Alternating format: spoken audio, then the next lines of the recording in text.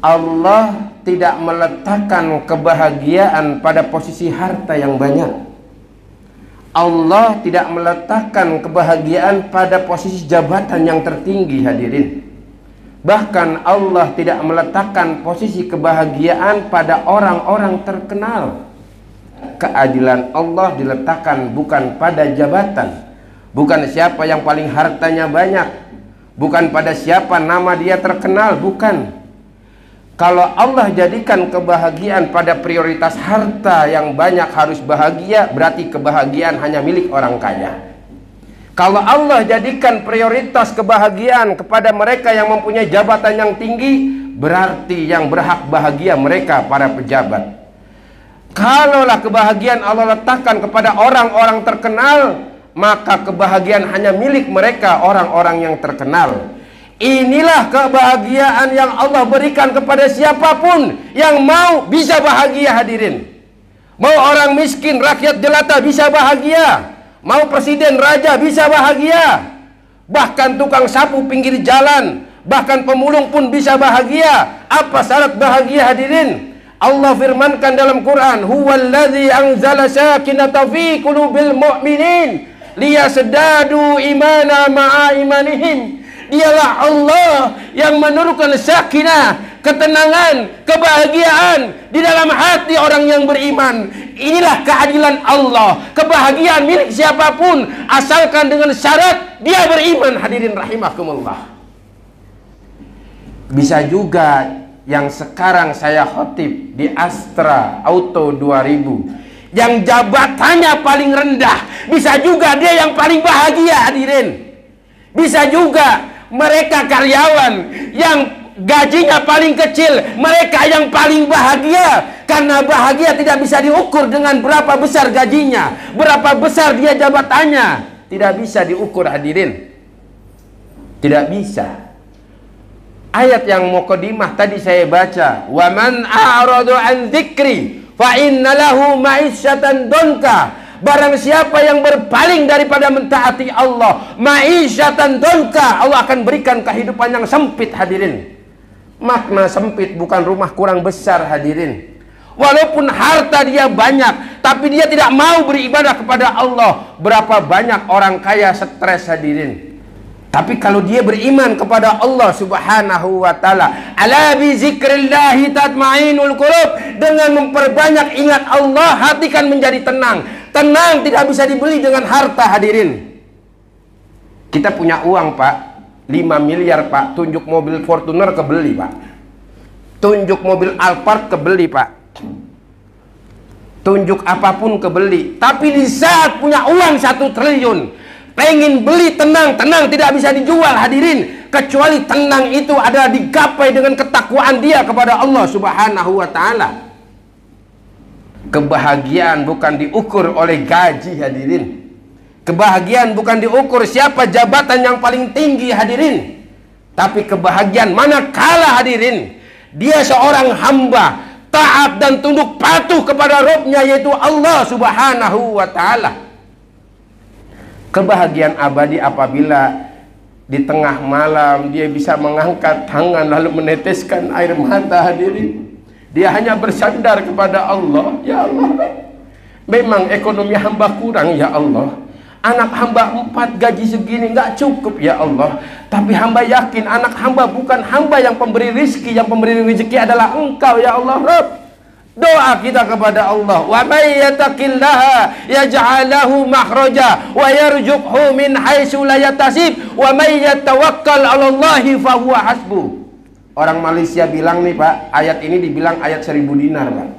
Bukan untuk diamalin, dibaca doang, tapi untuk diaplikasikan di dalam perbuatan kita, hadirin. Wa may yattaqillaha yaj'al lahu makhraja. Barang siapa yang bertakwa kepada Allah, Allah akan berikan jalan keluar dari segala urusan. Wa yarzuqhu min haitsu la yahtasib. Selain jalan keluar Allah berikan, Allah pun akan berikan wa yarzuqhu min haitsu la yahtasib. Allah akan tunjukkan jalan-jalan rezeki dari jalan yang tidak disangka-sangka, hadirin. Kita kerja di Astra Auto 2000 gaji tetap, itu namanya rezeki pasti, hadirin. Tapi wa yarzuqhu min haitsu la yahtasib, rezekinya nggak pasti, hadirin. Contoh kayak saya nih, ngecat mobil all body, bayar semua keperluan berapa sekian. Di luar itu saya terima kasih sama yang bagian ngecat. Ini mobil saya mulus bang, siapa tukang ngecatnya? Si Ano. Saya ambil duit 400.000, nih buat kamu. Itu hadiah hadirin. Yang tidak boleh adalah meminta, Pak mobilnya udah semut kepleset Pak, minta uang tip Pak, hina kita Pak. Tapi kalau kita pelayanan maksimal, tapi kita diberi hadiah, itu kepuasan customer hadirin rahimakumullah. Jasa dari kepuasan dari hasil kerja kita yang maksimal hadirin rahimakumullah. Nah tapi pun ini saya ingatkan, yang udah terima kan ada tim tuh yang bagian ngamplas, yang bagian dempul, cepretin gitu. Kasihan mereka Pak, kukunya pada hitam, kukunya pada sobek, yang bersih-bersih bagian kantor kena ditelan sendiri. Jangan, itu kan ada tim. Itu mobil mengkilap, semut kepleset, itu ada tim, bagian poles, ada tim, jangan diambil sendiri. Kenapa? Rezeki itu sifatnya adalah seperti kayak kita nangkep ayam Pak. Bapak nangkep ayam nih dengan cara pelit Pak, ayam kabur Pak, diuber-uber ayam kabur Pak. Tapi kalau bapaknya berdermawan, diawurin beras, wah ayam datang Pak, mau berapa ribu ayam datang, tinggal nangkep doang. Nih pengalaman saya Pak, hidup tuh kalau masih hidup pas-pasan, jangan-jangan kita hanya makan rezeki dari Allah untuk diri kita sendiri Pak, belum mampu memberikan rezeki kita untuk orang lain Pak. Nasihat saya, jangan berkecil hati Pak. Di sini apabila punya jabatan yang paling rendah, ya mungkin jabatan paling rendah mungkin ya, itu tukang gosek WC Pak ya, nggak apa-apa ya, semaksimal mungkin. Barangkali nanti ada customer bos ya kan, punya perusahaan besar. Saya tadi barusan buang air di sini, WC-nya kesep banget, wangi banget, siapa karyawannya? Tahu-tahu ditarik ya kan, gaji lebih besar kita nggak tahu Pak ya. Ikhlas dalam bekerja, hasil nanti terserah Allah Subhanahu wa ta'ala. Jadi dalam kehidupan kita Pak, jangan khawatir dengan rezeki yang sudah Allah tentukan dengan jumlah segitu Pak.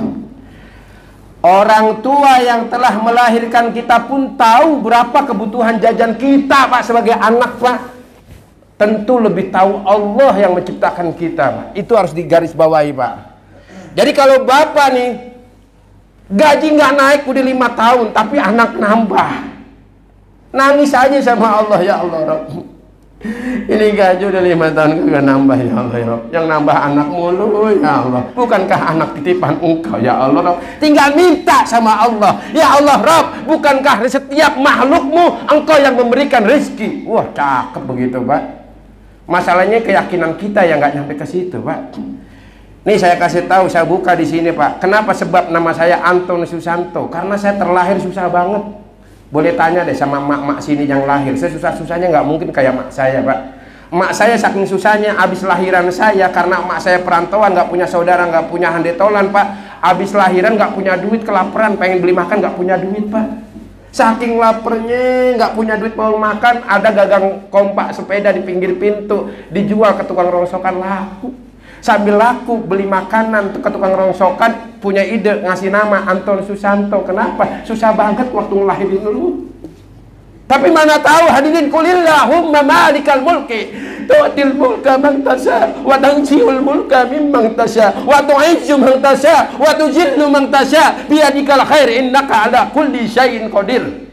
Berkat saya beri hikmat kepada orang tua, saya berikan pelajaran yang terbaik buat orang tua, saya jadikan orang tua bagaikan raja bagi saya. Ridha Allah fi ridha walidain. Dengan itu semua Allah angkat derajat saya, Allah jadikan saya home industry yang penjualannya sampai ke 9 negara. Hadirin rahimakumullah.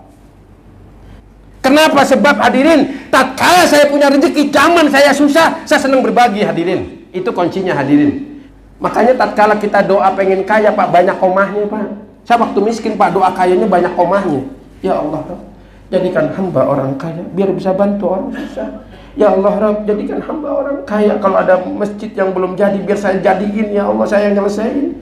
Ya Allah Rabb, jadikan hamba orang kaya, di mana saya sholat itu masjid karpetnya udah bau apek, yang bagian imam saya gantiin ya Allah Rabb. Kalau ada orang kaya ya Allah Rabb, itu janda-janda yang pengangguran ya Allah, saya bantu, banyak komahnya. Ini kadang minta rezeki banyak, minta kaya titik. Ini salahnya hadirin. Banyakin komahnya. Allah tidak melarang kita jadi orang kaya. Yang Allah larang di saat kita kaya, kita hanya untuk diri kita sendiri, hadirin rahimakumullah. Itu masalahnya hadirin. Jadi dari sekarang jangan rasa hidupnya pas-pasan, doa minta kaya. Tapi banyak komahnya. Kalau perlu komahnya 1000. Jangan berkecil hati, walaupun kita lihat teman gaji lebih besar, belum tentu mereka kebutuhannya cukup hadirin. Tapi di saat kita bersyukur dengan rezeki yang Allah berikan, Allah akan cukupkan apa yang menjadi kebutuhan kita. La in sakartum la azidannakum. Barang siapa yang bersyukur, Allah tambah nikmatnya hadirin. Jadi alhamdulillah, ini wasilah dari Bang Edi saya ada di sini. Mudah-mudahan beliau panjang umur, sehat selalu ya kan. Wasilah dari beliau saya ada di sini.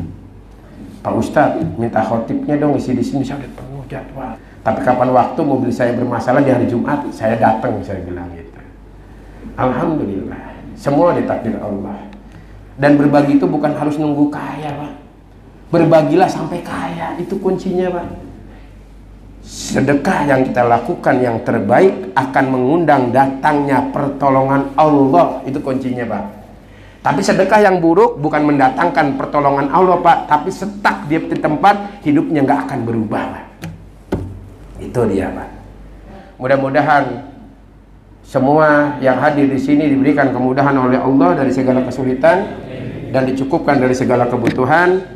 Dan pesan saya terakhir garis bawahi, dimanapun kaki kita pijak di muka bumi, tidaklah Allah akan berikan perubahan kepada diri kita kalau dalam taraf ibadah kita tidak ada perubahan pula kepada Allah Subhanahu wa Ta'ala. Yang biasa bangun tidur langsung ingat handphone, bangun tidur biasa ingat Al-Quran, Pak. Saya pantang, Pak, kalau bangun tidur megang handphone, kalau belum megang Quran, takut saya hari itu mati. Handphone yang pertama kali saya pegang.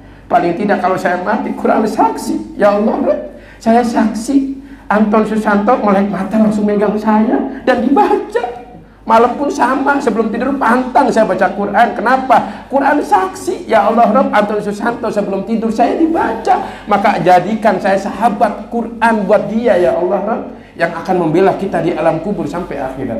Dan biasakan selingan tiap hari, jangan lepas sholat duha, Pak. Duhanya ada 3 awal, Pak. Ada awal duha disebut suruk, Pak. Suruk itu termasuk duha, Pak. Yang kedua pertengahan, itu pun duha. Yang terakhir akhir duha, antara jam 11 lebih, Pak. Nah, jadi kalau udah duha nggak jalan, apalagi tahajud. Tahajud masih ada alasan, ngantuk, ketiduran. Duha kesiangan masih bisa siang, kepagian bagus. Semuanya nilai fadilahnya bagus. Allah jadikan kunci-kunci dalam sukses itu di Quran ada semua, di hadis ada. Masalahnya kita mau nggak ngamalin, itu aja masalahnya, Pak.